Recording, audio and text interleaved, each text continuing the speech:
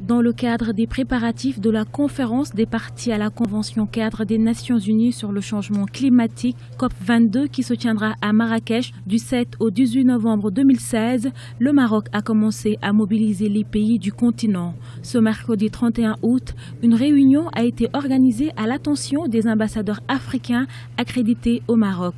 Objectif, présenter les enjeux de la COP22 pour l'Afrique. Les enjeux pour les pays africains, pour la COP22 prévue novembre 2016 à Marrakech au sud du Maroc, sont nombreux parce qu'il s'agit de participer à un effort mondial pour le changement climatique. Il s'agit également de protéger les ressources africaines puisque beaucoup d'experts estiment que s'il y a augmentation de la température, par exemple, de l'ordre de 2% d'ici 2050, l'Afrique pourrait connaître une baisse de son PIB qui peut atteindre jusqu'à 4,7%. Et donc il s'agit de coordonner les efforts, il s'agit également de parler d'une seule voix, puisque il est vrai que les difficultés pour certaines zones de l'Afrique, l'Afrique du Nord, l'Afrique de l'Ouest, l'Afrique australe, sont parfois, il y a des différences donc, dans les difficultés liées aux ressources en eau, à l'agriculture, mais il s'agit de parler tout pavillon africain lors de la rencontre de Marrakech, d'essayer de défendre et d'avancer aussi les difficultés de l'Afrique.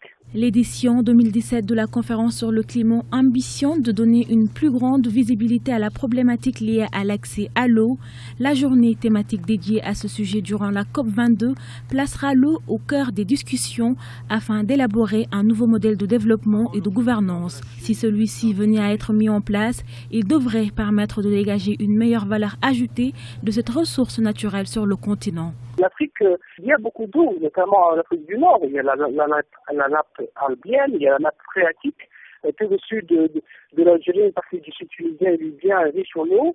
C'est des eaux souterraines. Il faut protéger ces eaux parce qu'il ne s'agit pas aussi de dilapider ces richesses. Et il faut essayer aussi d'exploiter ces eaux et essayer d'aller dans une démarche africaine. Pourquoi pas une démarche interafricaine pour qu'il y ait un travail de concertation. Pour la deuxième fois, le royaume chérifien organise la conférence mondiale sur le climat après l'édition de 2001. Avec la COP17 en 2011 en Afrique du Sud, le continent en sera à sa 3e organisation.